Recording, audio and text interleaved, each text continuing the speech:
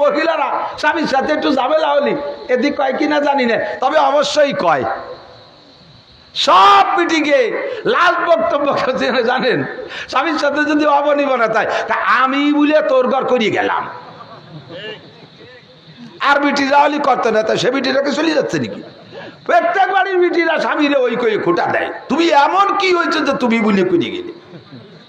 বরঞ্চ তুমি খুশি থাকো যে তুমি যা করো তোমার স্বামীটা ভদ্র বিদায় তোমারে রাখছে, নইলে তালাক দিতে তো 14 গোষ্ঠী ধরিয়ে, ঠিক না? আবার পুরুষরা খেয়াল করো, বিয়ে করছো তোমার প্রয়োজনে, অস্কর্ম কি তা কি এসে যাচ্ছে তা আল্লাহ জানে। বাড়ি বেকায়দা খারাপটা করছি নাকি? এই সমাজে দরকার আছে না নাই? এ কুচো দরবার তো বড় বক্তারা কয় না, আমরা এই গ্রাম অঞ্চলে ছোট চাইলে খালকুর মধ্যে খেয়াই খেয়ে ছোট মাছ পাই। খেয়াল করেন পুরুষরা, তোমরা বিয়ে করছো, আমরা বিয়ে করছি, সবাই কি প্রয়োজনে বিয়ে করছি তা সবাই জানি, এটা বলার বিষয় না। এমনি যদি কয় তুই এত তাড়াতাড়ি বিয়ে করলি, কি কয়? কয় মা বুড়ো হয়ে গেছে, রান্না বান্না পারে না, সেই জন্যই উনরা সাইদি সুদি বিয়ে দিয়েছে। আসলে যে এক জায়গায় যে আকামরি ধরা পড়ছে, না দিয়ে তো কি হবে? তো হাল বিয়ে কি জন্য করে তার বলার অবকাশ রাখে না। তোমার জরুরতে তুমি বিয়ে করছো, ধরি না ওইটাই তোমার মা রান্না করতে পারে না, বাবরচির দরকার, বাবরচি আনতে গেলে 10,000 টাকা বেতন দেওয়া লাগে, বছরে 6 সেট পোশাক দেওয়া লাগে। তো পরের মেয়ের এই পয়সা না দিয়ে একটা বিয়েরই নিজের বউরেই দেই, 1 নম্বর জরুরত। 2 নম্বরে তোমার মা অসুস্থ, বুড়ো মানুষ, বাপ প্যারালাইসিসের রোগী, ওই গুমুত সাফ করার জন্য আলাদা কোনো লোক কেউ আসতে চায় না। যদি একটা নার্স রাখতে হয় 20,000 টাকা বেতন দেওয়া লাগে, পোশাক আশাক খাওয়া দেওয়া লাগে। তো পরের মেয়েকে নার্স বানায় না রেখে বিয়েরই বউর কাজ হোক, সাথে নার্সের কাজ হোক, জরুরত সব তোমাকে। কতক্ষণ? এরপরে তোমার সংসারে অনেক ফসল তোমার মা গুছাই গেছে, উঠতে পারে না। এই ফসলের জন্য অন্য লোক দিয়ে কাজ করাতে গেলে সিজনে 300 মন ধান উঠাতে গেলে 600 ধান দেওয়া লাগবে। তো পরের বিটিকে দান দেবো, তার সাথে বোর কাজও হবে, আবার দান উঠোনো হবে। এই জন্য বিয়ে করছো, প্রয়োজনগুলো সব আমাকে বাড়ির না। লাস্ট ফিনিশিং সবচেয়ে প্রয়োজন যেটা, সেটা হলো তুমি তোমার চরিত্রে কন্ট্রোল করতে পারো না। মোড়ে মোড়ে আকাম করে জুতোর বাড়ি খাতি খাতি ফিটি চামড়া উঠে যাচ্ছে, আর ফিটি সয় না মায়, আকাম করে ধরা পড়ো, বাড়ি খাও, কাজে কাজে পিঠ বাঁচানোর জন্য, ইজ্জত বাঁচানোর জন্য। বিয়ে করার পরে আর মাইদের কা লাগতে দেয় না। তাহলে সব প্রয়োজন আমাকে বাড়ির না। তাহলে এত প্রয়োজনের মোকাবেলায় তুমি বিয়ে করো, তাই বউডার কাছে বা টা চাওকা, যৌতুক চাওকা 3 লাখ। এক বড় জেন্টেলম্যান, উচ্চ শিক্ষিত বড় অফিসার ভদ্রলোক, উনি নদীর ঘাটে গেছেন, মানে কোথাও চলছেন, তো নদী পার হওয়ার এসে গেছে। তো নদীর ঘাটে আইসা দেখে খেয়াওয়ালা নদীর উপারে। তো নদী যতটুকু পারে থেকে মোটামুটি ডাক দিলি খেয়াওয়ালা উপরেতে শোনে। তো ভদ্রলোক এই ঘাটে দাঁড়াইয়া, ও পাশের লোক নাই, খেয়াওয়ালা আসতেছে না, বসে বসে সে বিড়ির পর বিড়ি খাইয়েই যাচ্ছে। একটা শেষ হয় মনে হয় যে আসবে, কিন্তু তা আসে না, আর একটা ধরায়। কারণ ভদ্রলোক ওপার যাবে, আকাশে মেঘলা মেঘলা ভাব, আর এই পারের থেকে খুব শিক্ষিত মানুষ তো, আমাদের মতো আঞ্চলিক বাংলায় কথা বলে, উনি এই পাশের থেকে ডাকতেছে, ওহে কর্ণধার তরি তরে তরাও, ওহে কর্ণধার তরি তরে তরাও। কর্ণধারের ছাতায়ও বোঝে না। কর্ণধার মানে খেয়াওয়ালা, তরি মানে নৌকো, তর মানে কিনারে, তরাও মানে এপারে আনো। সে তো তার উচ্চ বাংলায় 200 ফিট পানির তলের, সাগরের তলের মুক্তা ভাষা দিয়ে ছাড়তেছে, ও হে কর্ণধার তরি তরে তরা, ও বিড়ি খাইয়েই যাচ্ছে।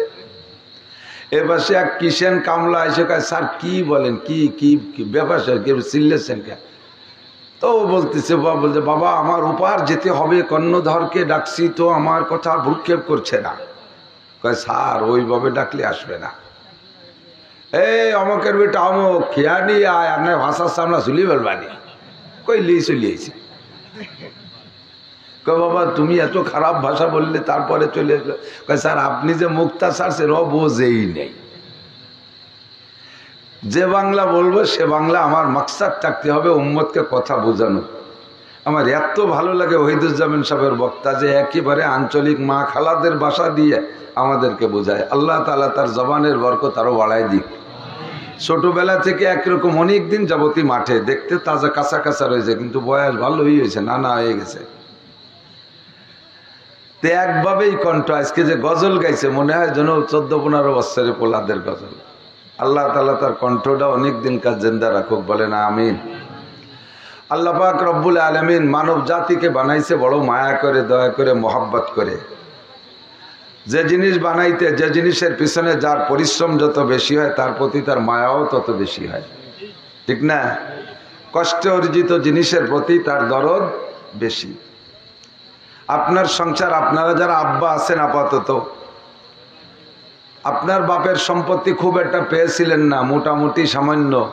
তারপরে অনেক কষ্ট করে, পরিশ্রম করে, ভ্যান চালাইয়া, রিক্সা চালাইয়া, ব্যবসা করে, খেত খামার করিয়া ইত্যাদি করে কষ্ট করে আপনি জমি ক্ষেত বানাইছেন, ঘরবাড়ি বানাইছেন।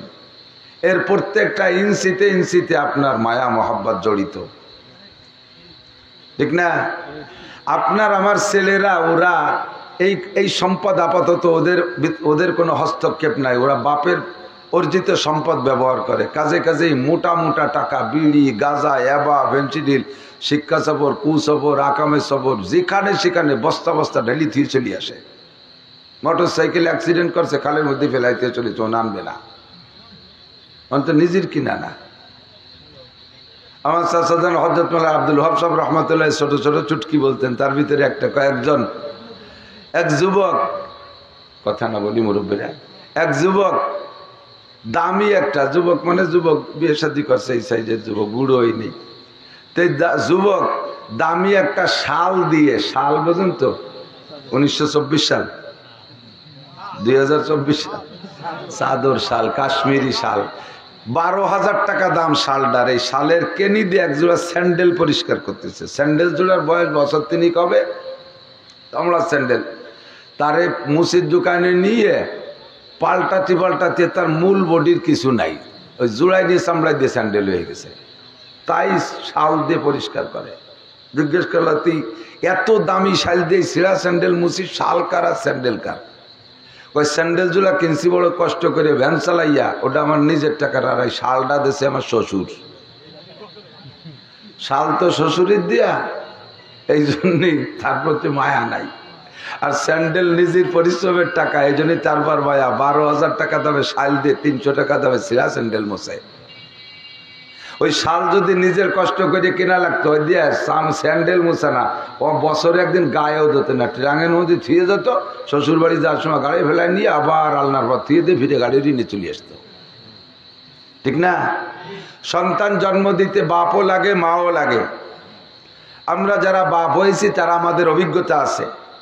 সন্তান জন্ম দিতে উভয়ের সংমিশ্রণ লাগে, কিন্তু সন্তানের পিছনে পরিশ্রম কার বেশি? বাবার বেশি। 10 মাস পেটে রেখে দেখছেন কিরম ঠেয়, বাবা বলে সেই দলে ভোট দিচ্ছেন না? বিটিকে কাছে শুনে দেন। মেডিকেল সায়েন্সের গবেষণা আবিষ্কার, একজন পুরুষ যদি 50 বছর পর্যন্ত জাগতিকভাবে ভালো মানের পরিশ্রম করে, একটানা 50 বছর, এই 50 বছরের পরিশ্রমকে একত্রিত করা তো সম্ভব না। যদি করা সম্ভব হতো, তাতে যে পরিমাণ পরিশ্রম হয়, একটা মহিলা তার জীবনের প্রথম বাচ্চা জন্ম দিতে যদি নর্মাল ডেলিভারিতে জন্ম দেয়, এই পুরুষের 50 বছরের পরিশ্রমের চাইতেও তার একবারের প্রথম বাচ্চাটা নর্মাল ডেলিভারি দিতে কষ্ট বেশি। আমি 50 বছর পরিশ্রম করতেছি, বেঁচে আছি, কিন্তু মহিলাটার পরিশ্রম কত বেশি যে প্রথম বাচ্চাটা ডেলিভারি দিতে যে বহু মা মারা যাচ্ছে। তো যেই পরিশ্রমে মানুষটা মারা যায়, ওই পরিশ্রমটা কি পরিমাণ হতে পারে? বাচ্চা পেটে রাখা কত কষ্ট, কয়েক মাস বমি বমি ভাব, যাতে হাত দেয় তাতে আষ্টে গন্ধ, মাছের গন্ধ, পানি টুক খাতে পারে না, ভাত খাতে পারে না, গোশ খাতে পারে না, কত কষ্ট। একটু বাচ্চা যখন পেটে বড় হয়ে ওঠে তখন শুইতে পারে না, উবুর হয়ে শুতে পারে না, চিত হয়ে শুতে পারে না, কায়তে হয়ে শুইতে পারে না। বাচ্চা যখন আরো বড় হয়, পেটের ভিতরে উড়া মোড়া দেয়, বাচ্চায় লাথি মারে, মা অজ্ঞান হয়ে যায়। এইভাবে প্রত্যেকটা ধাপে ধাপে তার মারই কষ্ট। এরপরে ডেলিভারি যন্ত্রণা তো সর্বোচ্চ যন্ত্রণা আছে। বাচ্চা ডেলিভারির পরে বাচ্চাটা সুন্দর হলে বাপে দেখে আদর সোয়াগ করে চুমো টুমো খাইয়ে দৌড়ই যায়, 20 কেজি মিষ্টি নিয়ে আসতে পারে, সোনার চেন বানায় নিয়ে আসতে পারে, কিন্তু বাচ্চাকে লালন পালন করে বড় করার যে পরিশ্রম, এটা বাপে সহ্য করতে পারে না। সারাদিন পরিশ্রম করে আসি আমরা, আসার পরে যদি রাতের বেলা বাচ্চা ট্যাটা করে কান্দে, বাপের ঘুমের ডিস্টার্ব হয়, মারে এক থাপ্পড় দিয়ে, বাচ্চারে 2 গালি দিয়ে কয়, যা থাক তোরা ঘরের মধ্যে, আমি গোয়েল ঘরে যে শুই গিয়ে। ঘর ছাড়িয়ে যে গুয়ারি যে শোবে তবু বাচ্চার কান্না শোবে না। মা যদি এই আমল করে তাহলে আমরা একটাও এবং তো আসতে পারতাম। আমাকে মারা যদি ওই সিদ্ধান্ত নিত যে থাক তুই ঘরে পড়িয়ে থাক, আমি গোল করে যে তাই গে। রাতের বেলা সব কষ্ট মার, রক্ত মাংস দুধের মাধ্যমে চুষে খাচ্ছে। একটা বাচ্চা নিয়মতান্ত্রিক ভাবে যদি 2 বছর মায়ের স্তনের দুধ খেয়েই বেঁচে থাকে, ডানি বামে অন্য খানা না খায়, তাহলে কমপক্ষে 60 মণ দুধ খায়। হিসেব তো কোনোদিন করে দেখিনি।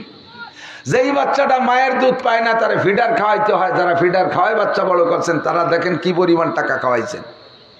এরপরও মেডিকেল সায়েন্সের গবেষণা, মায়ের দুধের বিকল্প জগতে কিছুই হয় না। ও বাচ্চারা যারা বড় হয়ে গেছো, আমরা বড় হয়ে গেছি, মায়ের দুধ খাইছি যে মা আমাকে এত বড় হাসান অনুগ্রহ করেছে, এত দয়া করেছে, একটুও মনে নাই, একটুও মনে নাই। বড় হওয়ার পরে এরপরে আরো বড় হতে হতে যখন শ্বশুর বাড়ি চলে গেছে, এরপরে মার চাইতে বেশি হয়ে যায় শাশুড়ি আপন। মার সাথে একটু ঝগড়া বাঁধাইয়া বছরের পর বছর মাকে মা কয়ে ডাকে না, আর শাশুড়ির পিছনে মূলবাসীর মতো হ্যাম্বা হ্যাম্বা অত্যাচালেই যায়। আম্মা কয় না হ্যাম্বা কয় বোঝা যায় না। কতক্ষণ তুমি তোমার শাশুড়ির পেটে জন্ম নেও নাই, তুমি তোমার শাশুড়ির দুধ খাইয়ে বড় হও নাই। শাশুড়ি সারা জীবন ভরে মাছ গোশ ডিম খাওয়াবে, সবকিছু মিলাইয়া মায়ের স্তনের 1 ফোঁটা দুধের সমপরিমাণ হবে না, ঠিক না?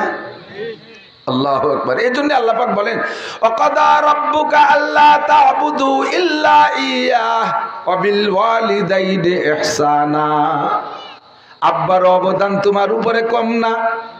তোমার মতো কলিজার টুকরা সন্তানকে বাড়ি রাইখা বিদেশে চলে যাচ্ছে বছরের পর বছর সৌদি আরবের মরুভূমির চরের ভিতর দিয়া উট ঘোড়া গাধা দুম্বা বেড়া চড়াইয়া পিঠের চামড়া ছাল চামড়া উইটা যায়, টাকা কামাই করে সেখান থেকে পাঠায় তোমার জন্য। আব্বার অবদান তোমার উপরে একটু কম না। কোথাও গিয়ে যদি অনুষ্ঠানে 1 কান জিলাপি পায়, নিজের খাইতে পারে না, চাইলেও না খাইয়া পলিথিনটা ধরে পকেটের মধ্যে থুয়ে দেয়, আমার নানটু খাবে, আমার জুয়েল খাবে, আমার টুয়েল খাবে, আমার বাবা খাইলে সবাইলে খাইলে কেমন লাগে এইটা একটু দেখতে মনে চায় আব্বার। কতক্ষণ যারা আব্বা আছেন একটু ঠিক বলেন না বেঠিক? সব পরিশ্রম তোমার জন্য করেছে। আব্বার অবদানও কম না, তবে মায়ের অবদান অনেক বেশি। 2.5 বছর পর্যন্ত পেশাব স্তনের দুধ পান করাইছে, 4-5 বছর পর্যন্ত তুমি পায়খানা করে পানি খরচ করতে পারতে না। তুমি পায়খানা করে মাখা এনেছো, মাথা হাত দিয়ে পরিষ্কার করে, এখনো হাতের থেকে গন্ধ যায় নাই, সেই অবস্থায় তোমার কোলের মধ্যে বসাইয়া মায়ে তার আরা খাদ্যে খানা খায়, নাকের ভিতরে তোমার পায়খানার গন্ধ আসে, ওদিকে মা খানা খাওয়াই লাগে। এই কষ্ট জগতের আর কেউ করতে রাজি না। এজন্য সন্তান আজীবন আব্বা মার কাছে ঋণী। যেই সন্তান আব্বা মার নাফরমানি করে, নবী পাক বলেন সালাসাতুন কদ হারামাল্লাহু আলাইহিমুল জান্নাহ, 3 ব্যক্তির জন্য আল্লাহ পাক জান্নাতকে হারাম ঘোষণা দিয়েছেন। মুখস্থ থাকবে কয় ব্যক্তি? একটু মস্ক করি, কয় ব্যক্তি? এদের জন্য জান্নাত হারাম না জাহান্নাম হারাম? জান্নাত হারাম, জাহান্নাম ওয়াজিব। জান্নাত যদি হারাম হয় তাহলে জাহান্নাম ওয়াজিব হয়ে যায়। 3 ব্যক্তির জন্য জান্নাত হারাম। 1 নম্বর ব্যক্তি, যুব সমাজ ভালো করে শোন, তামাশা করে উড়াই দিস না। বিশ্ব নবী মুহাম্মদুর রাসূলুল্লাহ মেরাজের রাত্রে জাহান্নামে গিয়ে দেখে আসছে তোমার পরিণতি।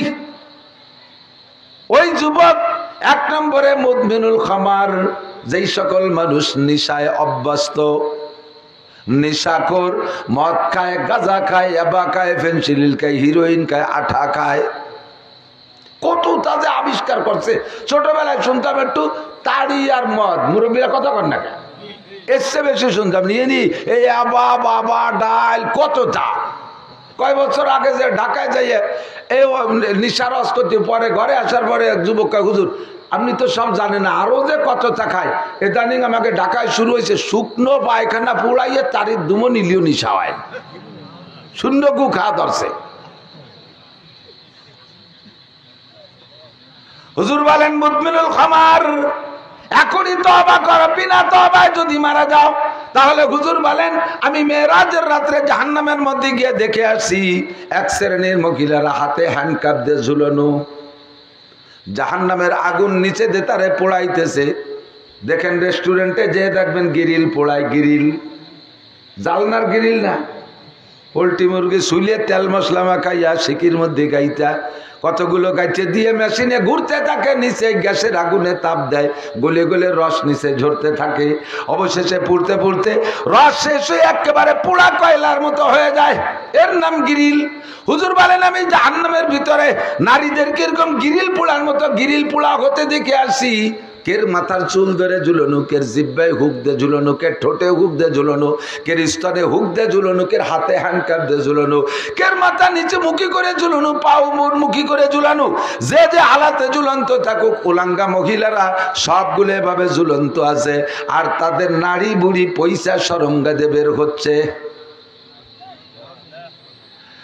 এ পর্যন্ত শেষ নয়, এই নারী বুড়ি যে পয়সা পুজ হয়ে সরঙ্গাতে বের হচ্ছে, এক শ্রেণীর পুরুষদেরকে আবার অর্ডার করছে তোমরা সেগুলো জিব্বে দিয়ে চাইটা খাও, তারাও জাহান্নামী। নারীদের সরঙ্গাতে বের হওয়া পচা পুজ পুরুষরা জিব্বে দিয়ে চাইটা খায়। রহমতে আলম নবী বিশ্ব নবী মুহাম্মদুর রাসূলুল্লাহ, এক তো লজ্জার সাগর আর একটা দরদের সাগর, মায়ার সাগর নবী, এক নজর দেখে চক্ষু বন্ধ করে ফেলছেন, আর সহ্য করতে পারছেন না। জিব্রাইলকে বললেন জিব্রাইল মান হুন্না ওয়া মান হাউলাই, মহিলারা বা কারা, পুরুষরা বা কারা, জিব্রাইল একটু কও। জিব্রাইল কয় হুজুর কুল্লু হাউলাই উম্মাতুক, এ অন্য কোন নবীর উম্মত না, ইব্রাহিম নবীর উম্মত না, নূহ নবীর উম্মত না, ইসমাইল নবীর উম্মত না, মুসা নবীর উম্মত না, ঈসা নবীর উম্মত না।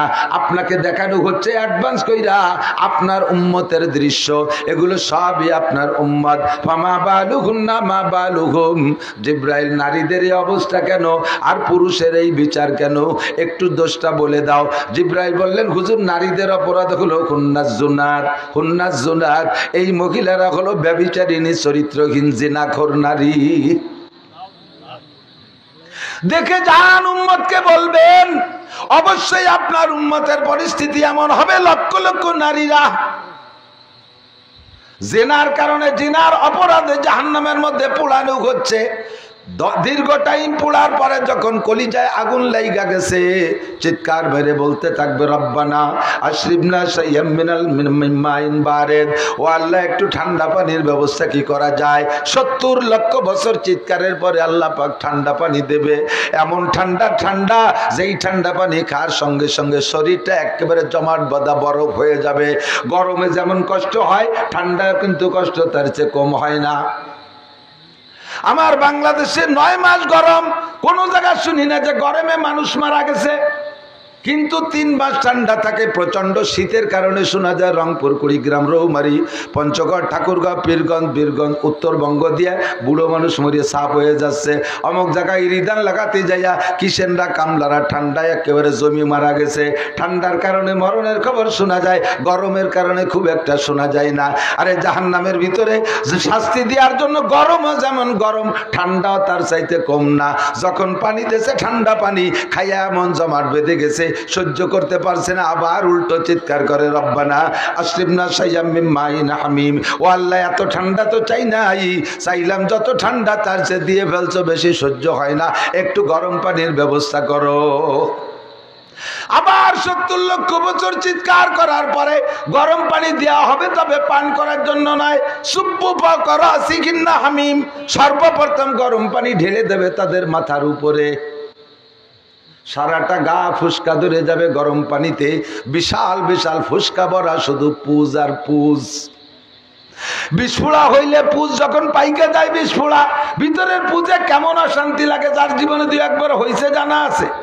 এই পুজে এমন কামড় শুরু করছে, চিৎকার মারবে আল্লাহ তাড়াতাড়ি পুজ পরিষ্কার করো, অপারেশন করে দাও। সুম্মা সুব্বু করা সিকি মাহমিম, আবার মাথায় গরম পানি ঢেলে দেওয়া হবে। এই গরম পানিতে শরীরের সব পুজগুলো ফাইটা, ফুসকাগুলো ফাইটা, এই পুজগুলো একটা নালা দিয়ে একটা গর্তের মধ্যে জমা হবে, একটা পাত্রে কড়াইয়ের মধ্যে জমা হবে। ওই কড়াইয়ের নিচে জাহান্নামের আগুন দিয়ে জাল দেওয়া হবে। জাল দিতে দিতে দিতে দিতে এমন উত্তপ্ত হবে, মনে হয় যেন কড়াইয়ের ভিতরে পুজ দিয়ে আগুন বের হচ্ছে। এরা তো সে সময় পর্যন্ত গরম পানি চেয়েই যাচ্ছে, উপরে ফুসকা হয়েছে কিন্তু বিরোধ ভিতরে সেই ঠান্ডার কারণে এখনো ঠান্ডা কাটে নাই, ঠান্ডা পানি চেয়ে যাচ্ছে, গরম পানি চেয়ে যাচ্ছে। এখন এই পুজ তাদেরকে কড়াই ধরে দেওয়া হবে, পুজ খা। আপনি বলবেন যে খাবো না তার কি, খাবো না তার কি, রিমান্ডে যারা গেছে তাকে কাছে শুনে দেয়, যা জীবনে করে নাই বাড়ির ঠেলায় তাও কওয়া লাগে, লাগে কি লাগে না? ফেরেশতারা জাহান্নামের ভিতরে এমন রিমান্ড দেবে তোমার ওই পচা পুষ খাওয়া লাগবে। একে বলা হয় সদিদ। কোরআন শরীফের ভিতরে দেখবেন বহুত জায়গা সদিদের কথা আছে কোরআন শরীফে।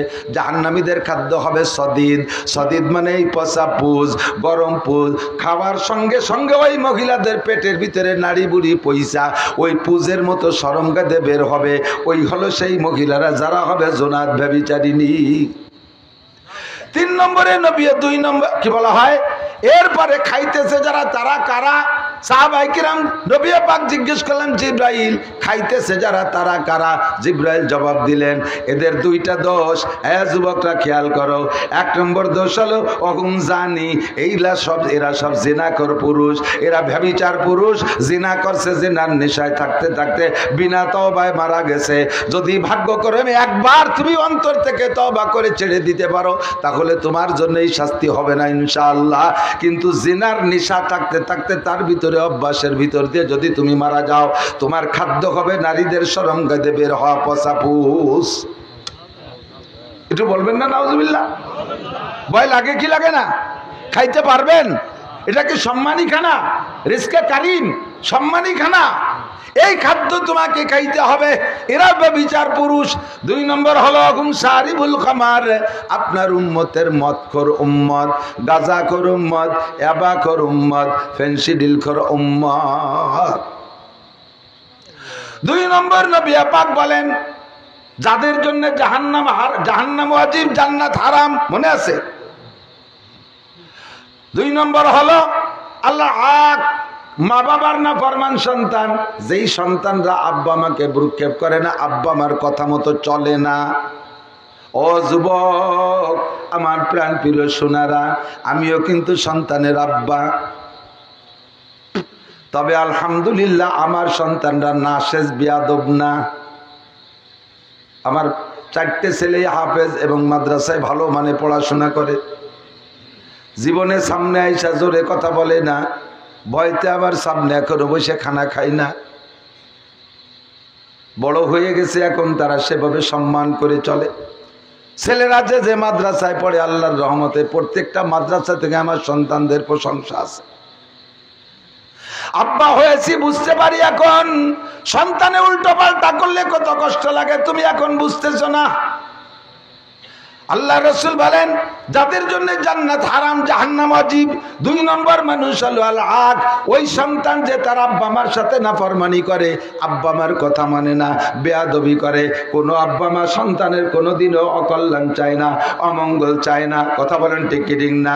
আপনাদের এই মৌলানা মাকসুদুল হক সাহেব গহরডাঙ্গার মুহাদ্দিস, আপনাদের এই এলাকারই তো সন্তান।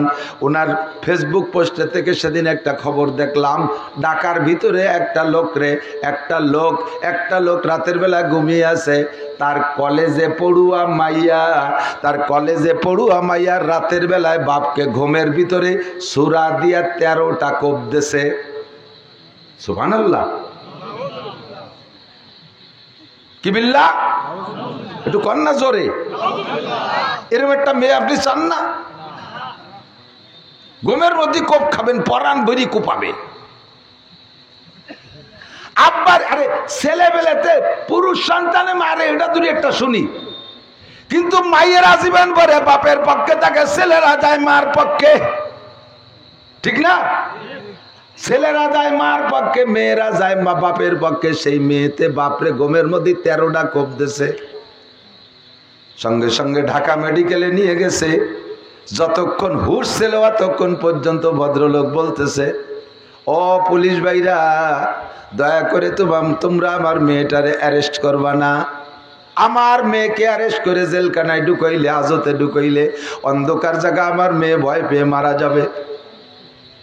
আমার মেয়েটারে অ্যারেস্ট করে যদি জেলে দাও, ওর ভবিষ্যৎ নষ্ট হয়ে যাবে, ওর চাকরি হবে না, ও বিশ্ববিদ্যালয়ে অ্যাডমিশন নেবে কয়েকদিন পরে, আমার মেয়েটার বিশ্ববিদ্যালয়ের পড়াটা ব্যর্থ হবে, তার চাকরি হবে না, কর্মজীবন শেষ, ওর লাইফ ফিউজ হয়ে যাবে।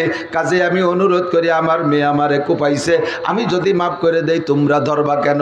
আমি আমার মেয়েকে মাফ করে দিয়েছি, আমার মেয়েটারে তোমরা অ্যারেস্ট করবা না। এরপরে যে ওসিয়াত করছে সেটা আমার কলিজায় খুব লাগে। ওই ভদ্রলোক বলতেছে, যদি আমি বেঁচে যাই, সুস্থ হয়ে বেঁচে যাই, তাহলে আমি আগামী মাসের বেতন পাইয়া আমার মেয়েটাকে, ও আল্লাহু আকবার, কি জন্য মারছে সেটা হলো, মেয়েটায় বাপের কাছে ল্যাপটপ চাইছে, ল্যাপটপ। এই ল্যাপটপ দিতে দেরি হয়েছে বিদায় রাতের বেলা কোপাইছে। কত বড় নেক সন্তান! এরকম সুসন্তানের আব্বা হইতে চাই না। কথা বলেন ঠিক ঠিক না? সুসন্তান না কুসন্তান? একটু বলবেন না, কি সন্তান? কুসন্তান। এরপরে বাপে বলতেছে, আমি যদি বেঁচে থাকি, সুস্থ হই, তাহলে আগামী মাসের বেতন পাই আমার মেয়েটিকে আমি কম্পিউটার কিনে দেব, ল্যাপটপ কিনে দেব। আর যদি মারা যাই, হে পুলিশ ভাইরা, তোমরা আমার মেয়েটারে জানাই দিও, আমার মোকালমারির ভিতরে 40,000 টাকা আছে, ওই টাকা নিয়ে যেন আমার মেয়েটি একটা নতুন ল্যাপটপ কিনে নেয়। তবুও তোমরা আমার মেয়েটিকে তোমরা অ্যারেস্ট করবা না, জেলে নিবা না। এই হলো আব্বার, ওই হলো সন্তান। আল্লাহু আকবার। আব্বা না হওয়া পর্যন্ত সন্তানের দরদ বুঝবা না।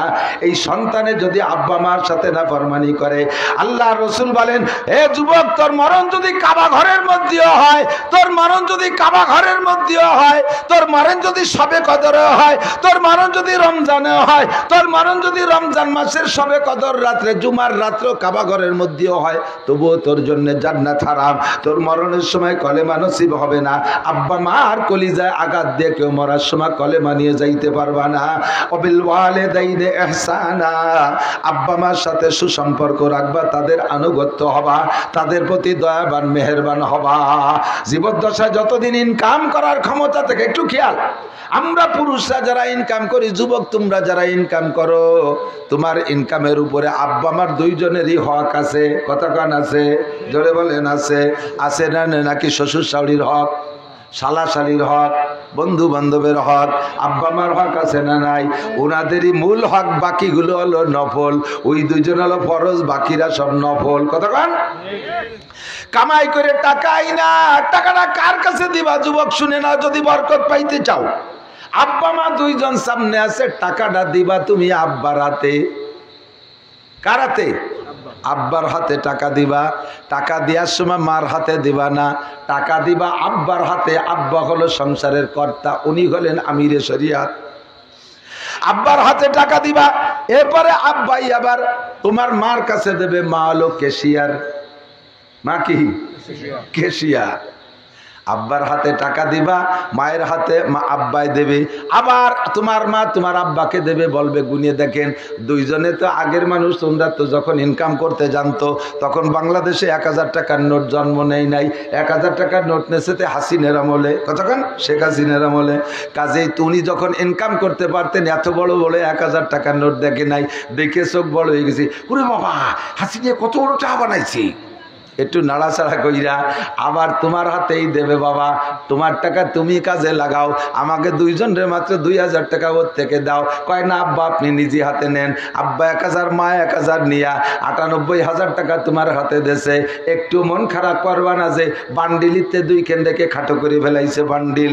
এই আব্বা আমার হাত নাড়াচাড়ার পরে ওই টাকা নিয়ে তুমি যে জায়গা লাগাবার, টাকায় গাছ হবে, ওই টাকায় খনি হবে, টাকায় গাছ হবে। পক্ষান্তরে আব্বা মার চোখ লুকোচুরি কইরা, আব্বা মার চোখরে ফাঁকি দিয়ে লুকোচুরি করে টাকার বরকত যদি শাশুড়ি আর শ্বশুরের হাত দিয়ে নিতে যাও, একেবারে খোলাই খুন। শ্বশুর শাশুড়ির হাত দিয়ে টাকার বরকত নিয়ে টাকারে যে জায়গা লাগাবি, কারুনের সম্পত্তির মতো মাটির তলে যাবে, ওই টাকা উঠিয়ে কথা কবে না। আর একটু শিয়াই দিয়ে চলে যাই ওয়াজের দিকে, জাতিবাত্তি জিনিসের দিকে। আপনি যুবক, তুমি ব্যাচেলার ভাবে থাকো এক জায়গায়, চাকরি করো যে জায়গা, তোমার ছোট্ট রুম, ছোট্ট একটা কবর সাইজের একটা বাংলা চৌকি, যেহেতু একা থাকো ও জায়গা তো সানবানের দরকার নাই, একখান চৌকি আছে আর একা বসার জন্য একটা চেয়ার ব্যবহার করো। ইতিমধ্যে যদি তোমার ওই ঘরে তোমার আব্বা আর মা যায়, সম্মানের ভদ্র কি বলা হয়, তাদের দুইজনের সাথে আচরণ শিখাই দেয় হাদিসে কিভাবে। এই আব্বা মা যদি দুইজন তোমার ও জায়গা যায়, খেয়াল করেন, দুইজন একসাথে বেড়াইতে গেছে, ওই ঘরের ভিতরে রুমের মধ্যে চেয়ার একখান, চেয়ার আর ছোট একখান বাংলা চৌকি, বলো তো কারে কোন জায়গা বসতে দিবা? চেয়ার হলো সম্মানী আসন, চেয়ারে বসাবা আব্বারে, আব্বা চেয়ারম্যান, বিনা ভোটে চেয়ারম্যান আব্বা, আব্বারে বসবা চেয়ারে।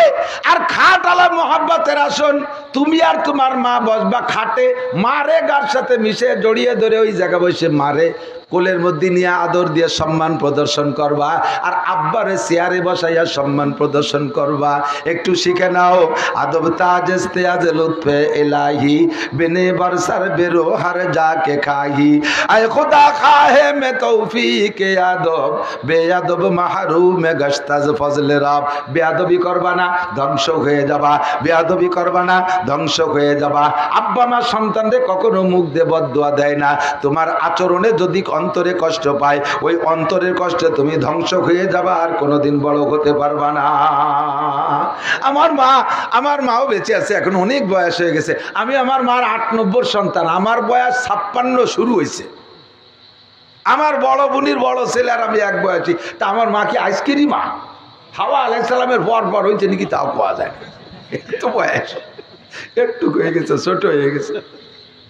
মাঝে মাঝে কই মা দোয়া করবেন, বদ দোয়া করবেন না। মূর্খ শিক্ষিত মানুষ হলেও চালাকি কথাগুলো কম জানে না। কয় বাবা দোয়া চাওয়া লাগবে না, বদ দোয়ার থেকে ঠেকানো লাগবে না, বদ দোয়া নিয়ে আর কাজ করো না, বদ দোয়া কোনোদিন করবো না। কে চমৎকার কথা, চিন্তা করেন না? দোয়া চাওয়া লাগবে না, মা বাবা দোয়া করার জন্যই তৈরি হয়েছে। আর বদদোয়া করবো না, বদদোয়া থেকে ঠেকানো লাগবে না, বদদোয়া নিয়ে আর কাজ করবে না, এমনি বদদোয়া করবো না। আমি যখন ছোটবেলা থেকে একটু বড় হইয়া মাদ্রাসায় তারাইল ফুকরো পড়ি, যখন সাবালেগ হতে চলছে, আব্বা মা দেখলি তো সন্তানরা টের পায়, কণ্ঠ মোটা হয়ে যায়, নাকের ডগা মোটা হয়, হাত পা একটু বড় বড় হয়ে ওঠে, আব্বা মাই টের পায় যে সন্তান সাবালেগের দিকে যাচ্ছে। মা একদিন আমার এটাইকে বলতেছে, বাবা দুইটা কথা মনে রাখবা সারা জীবন। বলেন মা, কি বলবেন? কয় বাবা রাতের বেলায় এমন কাজ করবা না, এই সবাই খেয়াল করে, রাতের বেলায় এমন কাজ করবা না যাতে দিনের বেলায় মানুষের সামনে মুখ দেখাইতে লজ্জা হয়। ছোট্ট কথা কিন্তু বিশাল ব্যাখ্যা। কতক্ষণ? যত আকাম করার টাইম হলো রাত, রাতের বেলায় এমন অন্যায় কাম করবা না যাতে দিনের বেলা মানুষের সামনে মুখ দেখাইতে লজ্জা হয়, এই হলো রাতের মশলা। আর দিনের বেলা এমন কাম করবা না বাবা যাতে রাতে ঘুমের ডিস্টার্ব হয়।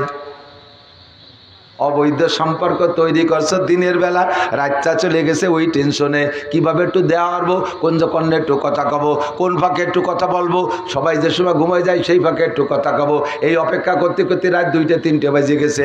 দিনের বেলার যোগাযোগ মেনটেন করছো রাত ভর বইয়া, এই জন্য তোমার ঘুম খারাপ হয়ে ঘুম হারাম হয়ে গেছে। দিনের বেলা মারামারি দাঙ্গা হাঙ্গামা করছো, পুলিশের দাবড়ে রাতের বেলায় ঘরে ঘুমাইতে পারে না, পাট খেতে যে বাঁশ বাগানে মশার কামড়, ঠিক না? ছোট্ট কথা, মা আমার গোটা জীবনের দিক নির্দেশনা দিয়েছে। পরে কুরআন হাদিস যখন পড়া শিখছি দেখি এই কথাটা আমার মার কথা না, এই কথাটা হযরত ওমর ইবনে খাত্তাব রাদিয়াল্লাহু তাআলা আনহু খলিফাতুল মুসলিমিন, উনি উনার সন্তানদেরকে এই নসিহত করেছিলেন। আমার মা মূর্খ হলে কাছ থেকে শুনে যেন কথাটা মনে রাখছে, হুবহু একই নসিহত আমাকে করেছে। এই আব্বা মার সাথে নাফরমানি করলে কেউ কোনোদিন ভাষ্যি করতে পারে না। খসিরাত দুনিয়া ওয়াল আখিরা, দুনিয়াও কোনোদিন ভাষ্যি হবে না, আখিরাতেও তুমি যাইবা বেঈমান হইয়া। আর মরার সময় যদি আব্বা মা কষ্ট থাকে, জবানে কলেমা আসে না, বহুত কিচ্ছা আছে, সেদিকে আমি যাব না। আর মরণের সময় কলেমা নসিব হইলে লাভ কি? নবী পাক বলেন, মান কানা আখিরু কালামিহি লা ইলাহা ইল্লাল্লাহ ফাদাখালাল জান্নাহ, যেই ব্যক্তির জীবনের শেষ কলেমা হবে লা ইলাহা ইল্লাল্লাহ, ওই লোকটা যেন জান্নাতে চলিয়াই গেল। বলবেন না সুবহানাল্লাহ? অবস্থা দেখলে ভবিষ্যৎটা অনেক নিশ্চিত এ বলা যায়। অবস্থার প্রেক্ষাপটে ভবিষ্যৎ পক্ষে না বিপক্ষে এটা নিশ্চিত বলা যায়, ঠিক না? 2 চেয়ারম্যান প্রার্থী, এদিক দেখেন, 2 চেয়ারম্যান প্রার্থী নির্বাচনের 3 দিন আগে শোডাউন দেয়, ইউনিয়নে শোডাউন আগে বলতে হলো বড় মিছিল, এমনি কয় শোডাউন। ভাষা পাল্টে গেছে তো সব জায়গায়, সব ভাষা উন্নতি। আগে কত জ্বালা ভিত্তি গেছে, জ্বালা ভিড়া করছে না, ময়দানে গেছে, পায়খানা যাওয়ার নাম কি, ময়দানে যাওয়া। তারপরে একটু ভালো হয়েছে টাট্টিতে গেছে, আর একটু ভালো হয়েছে পায়খানায় গেছে, এরপরে ভালো হয়েছে ভাষা কয় ল্যাট্রিনে গেছে, এরপরে কয় টয়লেটে গেছে, এদানিং কয় ওয়াশরুমে গেছে, ফস করে মেরে দিয়েছে। ভাষার উন্নতি হয়েছে। আগে কত বড় মিছিল, এদানিং কয় শো ডাউন, মানে শো দিয়ে ডাউনে শুয়ে পড়ে, এর নাম শো ডাউন। 2 প্রার্থী শো ডাউনে নামছে, 1 প্রার্থী বাড়ির থেকে দলবল নিয়ে বা নামছে, ইউনিয়নটা গোল। এই পাশে ঘুরে ওই দাঁড়িয়ে বাড়ি চলে আইছে, পিছনের মানুষ এখনো বাড়ি ছাড়তে পারে নাই, এক রাস্তা দিয়ে যাচ্ছে, এত মানুষ পিছনে যে পিছনের মানুষ বাড়ি ছাড়তে পারে নাই। ইনিও প্রার্থী, আর একজন নিকটতম প্রার্থী, উনি একেবারেই নিকটতম, উনি বাড়িতে বেরোইছে জন 10 নিয়ে। যে বাড়ি যায় সে বাড়িওয়ালারা সালামের উত্তর দেয় না। আর ওই চেয়ারম্যান খাইছে তো জম্মের কা, আর ফুলির মালা যে কত পাইছে, এরপরে মুড়ি দেশে বস্তা ভরে ভরে গুড় বইয়ে ভ্যান ভরে নিয়ে আইছে, আর এ চেয়ারম্যান এক মুঠ মুড়ি কেউ খাতি দেয়নি। কয়েক বাড়ি যাওয়ার পরে পিছনের 10 জনের থেকে 3-4 জন পলায় চলে গেছে, এর সাথে ঘুরি বেশ জিতে লাভ নাই, বলা যায় না কিটা কি হবে। সবাই ঘুরিয়ে আইসে, এখনো নির্বাচন হই নেই, আগের জন্য কয় তুমি তো চেয়ারম্যান হইয়েই গেছো, তুমি তো চেয়ারম্যান হইয়েই গেছো। পূর্বাভাস দেখে ভবিষ্যৎ নিশ্চিত বলে দেয়া যায়। সেম নবী পাক বলেন, মান কানা আখিরু কালামিহি লা ইলাহা ইল্লাল্লাহ ফাদাখালাল জান্নাহ, যেই লোকটার মরণের আগে মরণ মুহূর্তে যার জবান দেবের হবে লা ইলাহা ইল্লাল্লাহ, ওই লোকটা যেন চেয়ারম্যান হইয়েই গেছে, ও জান্নাতে চলিয়াই গেছে। এবার মরণের সময় কলেমা নসিব হওয়ার জন্য যে নেক আমলগুলো ইম্পর্টেন্ট, তার মধ্যে অন্যতম হলো তোমার আব্বা মা যতদিন বেঁচে থাকে কোনোদিন মনে কষ্ট দিবা না। আর 2টা কথা কয়ে যায় নাকি, আব্বা মা তো অনেক আছে। ঔষধের কথা কইলে খালি ডেলি তোমার সাল মাই নাই, তুমি এক বাকা, তুমি বলবা, তুমি মনে করবা তুমি তোমার বাপের 10টা সন্তানের একটা না, তুমি মনে করবা তুমি একটাই মাত্র ছেলে, টাকাও তুমি দিবা, ঔষধও তুমি দিবা, খাইতেও তুমি দিবা। আর আমার মা বোন যারা আছো, বাবি সাহেব যারা আছো, নতুন নতুন তোমরা ইদানিং কালে হাজার হাজার দেখতেছি, আগে এরকম ছোটবেলায় দেখি নাই। ইদানিং কালে সব বিটার বউরা এসে শ্বশুর বাড়ির কর্তৃত্বে এমন ভাবে হাতে নিয়ে ফেলে, মুহূর্তের মধ্যে কৌশল করে টেকনিক করে শাশুড়ি রে বাড়ির মানুষই মনে করে না, কাজের বান্দি মনে করে। আর বউরা জমিদারের ভাইয়ে সাজছে, জমিদারের ভাইয়েদের টঙ্গে বইছে, চুলায় হাত দেবে না, লাকড়িতে হাত দেবে না, ভাতের আড়িতে হাত দেবে না, মাছ করতে দিবে না, ইয়া পায় না ওয়া পায় না। আবার এই মাইটার পক্ষ নেই তার মা বাপ। বিয়ের সময় বিয়ে গিয়েন দেখো যাবি, একটু কি আলো দিয়ে ছোট মাইয়া, বয়স মাত্র 22 বছর, ও ভালো ডাইন বাম বোঝে না, বাড়ি করে দিন তাল দুইও খাই নেই, একটু লক্ষ্য করেন, তার মানে আমার মাইয়ের কাজ করেন না। তা তোমার বাইরে এত লক্ষ্য রাখবো, আমি তো অত আদরি আল্লাহ দিত, আমার বাড়ি হলো 200 মণ পেঁয়াজ কাটতে হবে, কতক্ষণ পেঁয়াজ আলাদা, আমার বাড়ি পাট কাটতে হবে, আমার 300 মণ দানা উড়তি বলে তুমি, আমি ওই আল্লাহদের করি বিয়ত্তি আসিনি। মেয়েদেরকে প্রশিক্ষণ দিয়ে দেবেন, শ্বশুর শাশুড়ির খেদমত, সাংসারিক কামকাজ, পিঠে আটা তৈরি করা, সর্বোপরি এ বউরা শ্বশুর শাশুড়ির যত খুশি রাখতে পারবা। মা বাবার বাড়ি থাকতে আব্বা মা ছিল মা বাপ, এখন বিয়ের পরে তোমার মা বাপ হবে শ্বশুর শাশুড়ি। অবিল ওয়ালিদাইনে ইহসানা, এই অবিল ওয়ালিদাইনে মা বাপের প্রতি নেক নজর রাখা, ইহসান করা, এটা বাড়ি বিয়ের আগে মা বাপ, বিয়ের পরে তোমার মা বাপ শ্বশুর শাশুড়ি। এ জায়গা বেয়াদবি করবা, নগদে অ্যাকশন পাবা, নগদে অ্যাকশন পাবা। জিজ্ঞেস করছি কাকা ছেলে তো বিয়ে দিয়েছেন, বিটার বউ কোনটা কেমন? আরে বাবা কইলাম নাই, বড় বউ আমার মা, বড় বউ আমার মা, এ না থাকলি বাড়ি ভাত পাতাম না। মা মরিয়ে যাওয়ার পরে কয় বছর পরে বিটার বউ বড় বউরে আনছি, বড় বউ আমার মা, আমার মার শোক মিটিয়ে দিয়েছে মা। আমার মা আমাকে সপ্তাহে প্রত্যেক শুক্রবারে সাবান দিয়ে গরম পানি দিয়ে গোসল করে দেয়। আমার মা যেমন দিত ছোটবেলায়, আমার এই বড় বিটার বই রকম দেয়। এটা আমার মা। কোনো ভালো তরকারি রান্না করলে সবাই একক তো খাওয়ায়, আমার জন্য সারি সারি রেখে 2-3 অক্ত খাওয়ায়। আমার মা বাপের বাড়ি যাওয়ার সময় একা যাবে না, আমার মা যেমন আমার হাত ধরে নিয়ে যাইতো, আমার বড় বউ আমার হাত ধরে নিয়ে যায়। বড় বউ আমার মা। আমার মা বাপের বাড়িতে আসার সময় খালি হাতে আসে না, সবার জন্য একরকম আনে, আমার জন্য আলাদা একটা কিছু এনে জুত করে আমারে দেয়। আমার বড় বউ আমার মা। মুরগিতে ডিম পাড়ে ছেলে মেয়েরে না খাই, আমি বুড়ো মানুষ সেদ্ধ করে খাই, আমার বড় বউ আমার মা। এই যে বারবার মা কয়, এই মা কয়টা আর সে আজিমে যাইয়ে লাগে। কাউসার মতো কালা, আমার বৌমা কাউসার মতো কালা, অথচ পেটের মধ্যে দুধের মতো সাদা। এই বউ যখন প্রেগনেন্স হয়, গর্ভবতী হয়, ওই বুড়ো যায় না মাঝে বসে কান্দে, আল্লাহ আমার মার জন্য হাসপাতালে জানা লাগে, আমার মার জন্য বাপের বাড়ি যে বসে জানা লাগে, ও বাড়িতে চলে গেলে আমার কবলে ভাত হবে না, আল্লাহ তোর ভাই ধরি। আমার মা জন্য ঘরে বসে অল্প করে ভিতরে ডেলিভারি হয়ে যায়, আমার মার পেট থেকে যদি চাঁদের মতো একটা সন্তান হয়, এই যায় না মাঝে বসে শ্বশুর শাশুড়ি যে দোয়া করে, এই দোয়ার ওসিলায় কালা বোর পেটে চাঁদের মতো সন্তান পয়দা হয়। জুয়েল ব্রেডি সেরকম জিকারে দেয়, সেখানে গোল্ডেন এপিলাস। কাকা এত ঘন ঘন করছেন বড় বড় কথা, আর কোনো বড় কথা কি কব, ছোটটা এরশাদ শিকদারের মাইয়ে, সেদিন আমাকে কয়বার বেটারে বটি দিয়ে দাবলাইছে, হয়ে গেছে এ বাদে আগা সারা যাক কইয়ে দিচ্ছে, ও চলে গেছে আর সে আসিবে। ওয়া নায়িকার মতো বর্ষা, চলচ্চিত্রের নায়িকা, কিন্তু আমাকে 2 বা বেটারে গোড়ার মতো জোড়া লাথি মারে। এই গরুতে 1 পাও দিলাই তুই, গোড়ায় কয় ভাই দিলাই তুই, 2 ভাই দিলাই তুই না। এসে কুয়ো কাটাইতে বিয়ে নিয়ে আইছে, সেইভাবে যে লাভাতে লাভাতে আইছে, মাসখানিক একটু ভালো ছেলের মনা, এরপরে জোড়া ভাও দিলাই তুই, বাড়িতে আর কায়দা নেই। এই প্রত্যেকটা কথা আর সে আজিমে চলে যায়। ওই বোর পেটে কোনোদিন সুসন্তানের আশা করতে পারবা না। ওয়াকাদা রাব্বুকা আল্লা তা'বুদু ইল্লা ইয়াহ ওয়া বিল ওয়ালিদাইনি ইহসানা। এ যুবকরা, তাই বলে আবার ভুল বুঝবা না, শুধু মারি ভক্ত হয়ে থাকবা, বউরে যত্ন করবা না তা না। বউর স্থান বউর জায়গায়, মার স্থান মার জায়গায়। কথা কন। আবার অনেক মারা আছে, অনেক শাউড়িরা আছে, বিটার বোর খাওয়া দেখতে পারে না, তার পোশাক আশাক সহ্য করতে পারে না, তার প্রসাধনী দেখতে পারে না, তার আরামায়েশ দেখতে পারে না। এটা আবার ভালো না, এত ভালো আবার ভালো না। আপনি যে যুগে এই বয়সে ছিলেন, যে যুগে আপনি নববধূ ছিলেন, আজ থেকে 50 বছর আগে, সে যুগে এগুলো ছিল না রে চাচি। সে যুগে 3 পিস ছিল না, সে যুগে ফেয়ার অ্যান্ড লাভলি ছিল না, সে যুগে প্রসাধনীর কিছুই ছিল না। আপনি যদি এই জামানার বউডারে সেই জামানার সাথে পেয়াল দিতে যান, কখনো বউ ঘরে রাখতে পারবেন না। বউরে মেয়ের মতো আদর করবেন, তার প্রয়োজনটা তারে সমকালীন ছেলেরা যেভাবে দেয় সেটা তারে ভোগ করতে দেবেন।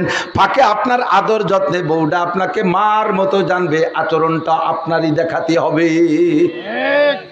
আপনাকে বিব্রত রহিতে আসে নাই কে গো আপনি পারে, আপনাকে বিব্রত রহিতে আসে নাই কে গো আপনি পারে। সকলের তরে সকলই মোরা, প্রত্যেকে মোরা পরের তরে।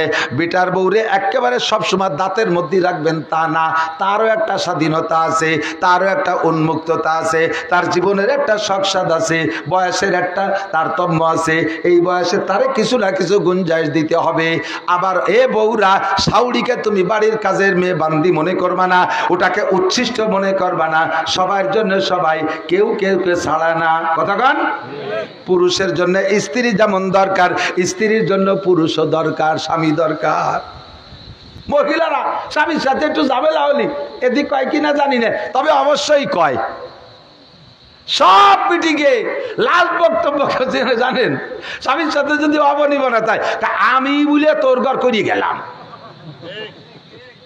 আর বিটিরা হলি করতে না, তাই সে বিটিরাকে চলে যাচ্ছে নাকি?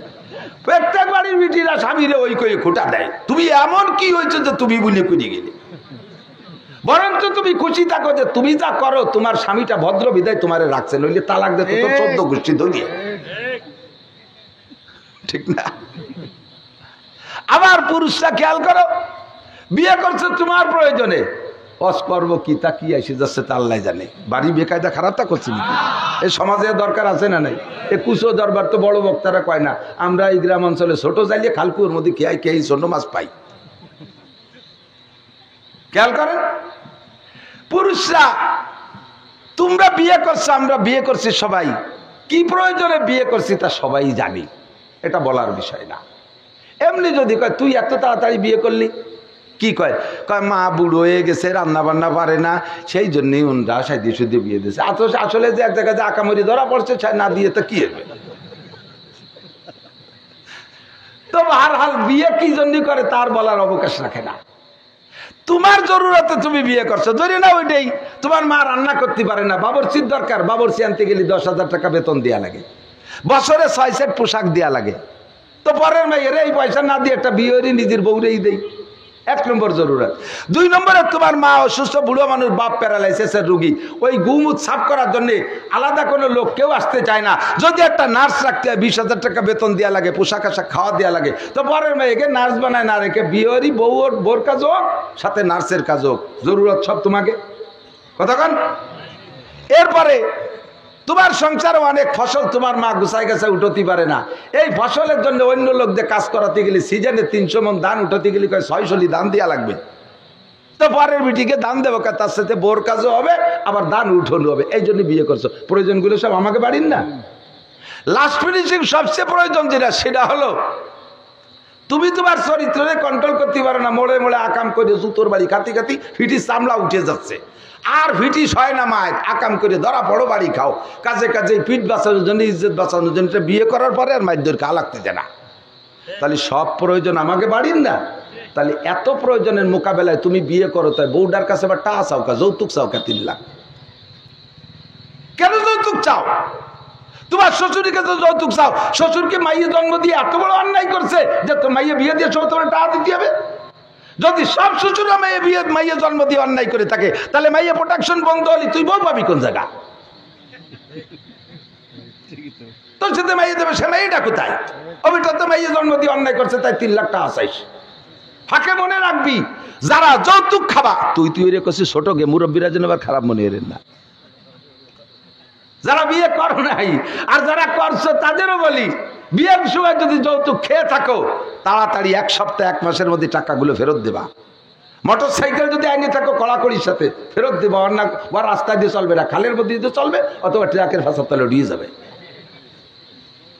জুলুমির মোটর সাইকেল কেন?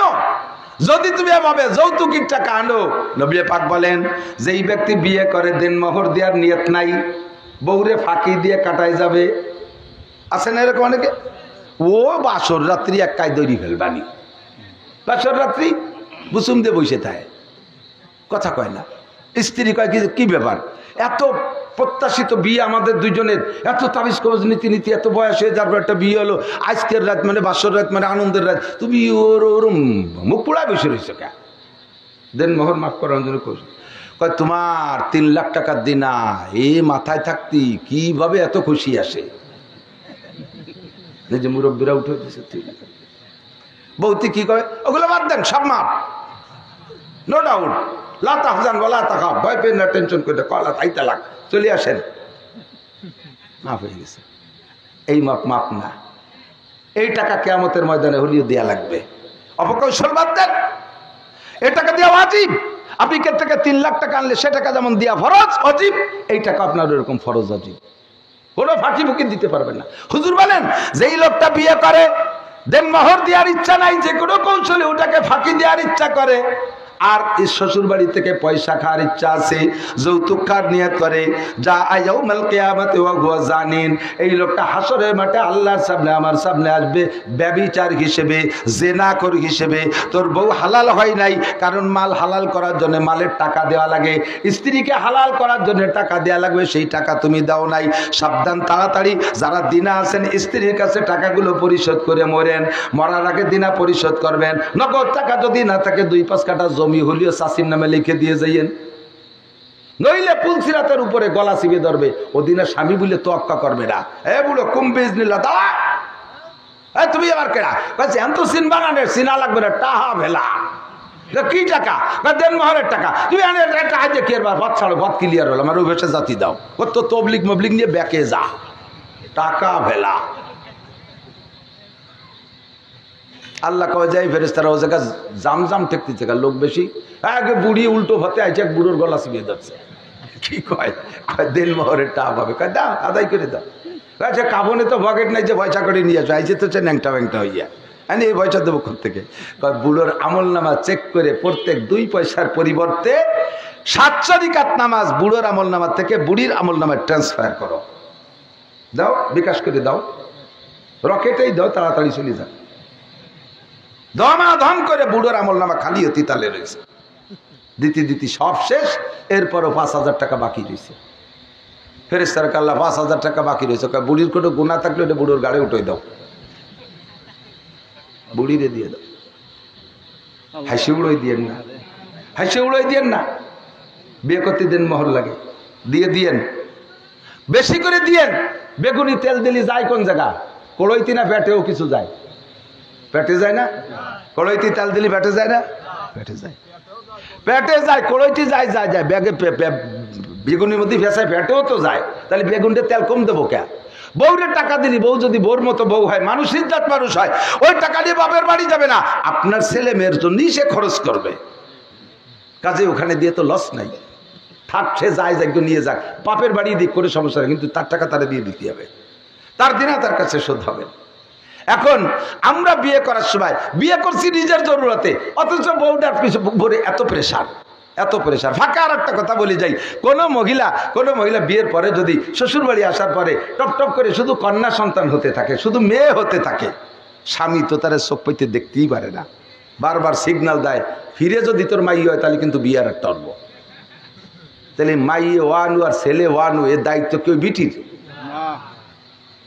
এ জায়গা তার কোনো হাত আছে? সাথে সাথে বরঞ্চ ওই মহিলাটার পেটে যদি পরপর কন্যা সন্তান হয়, ছেলে হইলে কিন্তু মহিলাদের হিম্মত বড় হয়, তারা সাহস হয়, তারা সাহসী হয়, তাদের বুক বড় হয়। আর মেয়ে হইলে মন খারাপ, তার ভিতরে যদি স্বামী তারে প্রেসার দেয়, বলেন কেমন লাগে? এর ভিতরে বাড়ির শ্বশুর শাশুড়ি বুড়ো বুড়ি, সে দুটিও ওই বউডারে কণ্ঠা শাশুড়ি রাহে, ওর মোটে চোখ পেতে দেখতেই পারে না।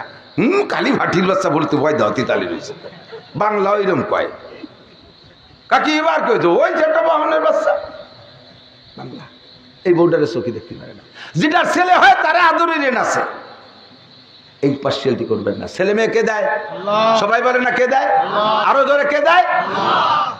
আল্লাহু আকবার। ইয়াহাবু লিমান ইয়াশাউ ইনাসা ওয়া ইয়াহাবু লিমান ইয়াশাউ যুকুর আও ইউযাব্বিজুহুম যুকরানা ওয়া ইনাসা ওয়া ইয়াজআলু মান ইয়াশাউ আকীমা। যাকে খুশি ছেলে আল্লাহই দেয়, যাকে খুশি মেয়ে আল্লাহই দেয়। কেউ রে আবার ছেলে দে মেয়ে জমজ দেয়, আবার কেউ কে আল্লাহ বাজা বানায়া রাখে, নিঃসন্তানী বানায়া রাখে।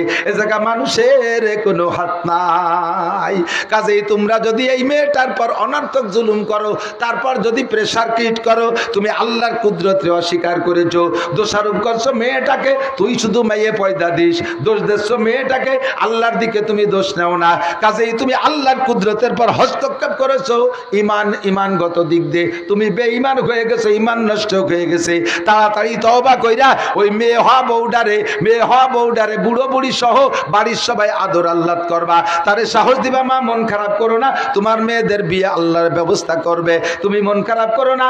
আল্লাহ নবী বলেন, যাকে আল্লাহ তাআলা পরপর 3টে কন্যা সন্তান দান করে, ফাআল্লামাহুন্না ওয়া আদাবাহুন্না, এই মেয়েগুলোকে সে দ্বীনি ইলম শিক্ষা দিয়া, আদব আর ভদ্রতা শিক্ষা দিয়া, একেবারে উত্তম দিনদার একটা ভদ্র ছেলে দেখে বিবাহের ব্যবস্থা করে স্বামীর বাড়ি পাঠায়। নবী পাক বলেন, ফুতিহাত লাহু আবওয়াবুল জান্নাহ, ওই লোকটাকে আল্লাহ তাআলা জান্নাতে যার জন্য 8টা দরজা খুলিয়া দেয়। হাদিসে পাইলাম না পরপর 3টে পুত্র সন্তান হইলে তাদের জন্য, সেই বাপের জন্য এই ফজিলত, এইটা হাদিসে নাই, তার জন্য অন্য ফজিলত, কিন্তু কন্যা সন্তান হইলে এই ফজিলত আল্লাহর নবী বলে দিয়েছেন। আর সেই মহিলাটাকে তুমি প্রেসার দাও, এইটা চরম অন্যায়, চরম অন্যায়। আপনাকে বিব্রত রহিতে আসে নাই কে গো, আপনি পারে সকলের তরে সকলই মুরা, প্রত্যেকে মুরা পরের তরে। মহিলারা খেয়াল করবেন, এ তো মহিলাদের পক্ষে বললাম। এবার মহিলারা লক্ষ্য রাখবেন, আপনার স্বামী আপনার ভরণ পোষণ, কাপড় চোপড়, খোর পোষের জন্য কি পরিমাণ পরিশ্রম করে।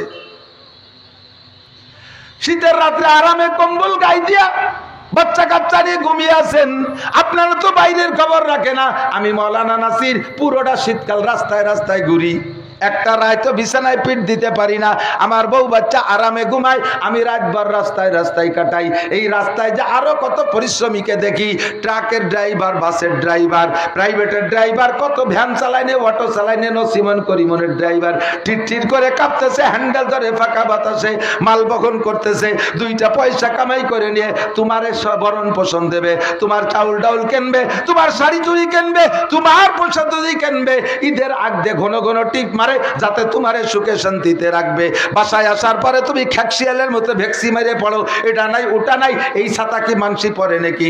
এই আচরণ করলে তার কলিজাটা ছিদ্র হয়ে যায়, অনেক পুরুষ আত্মহত্যা পর্যন্ত করতে বাধ্য হয়।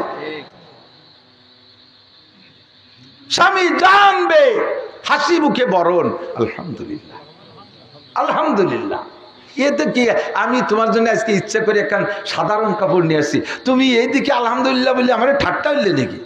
বলবেন কি আপা, আপনি আপনার স্বামীকে বললেন, ঠাট্টার কি আছে?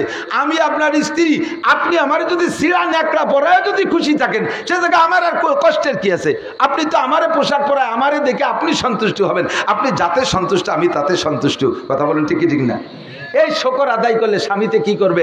আর কোনোদিনও খারাপ কাপড় কিনবে না, যেটা আল্লাহ পাক নিজেই বলেন, লা ইন শাকারতুম লাযিদান্নাকুম, লা ইন শাকারতুম লাযিদান্নাকুম ওয়া লা ইন কাফারতুম ইন্না আযাবি লাশাদীদ। যদি তুমি শকর আদায় করো, নিয়ামত বাড়িয়ে দেব।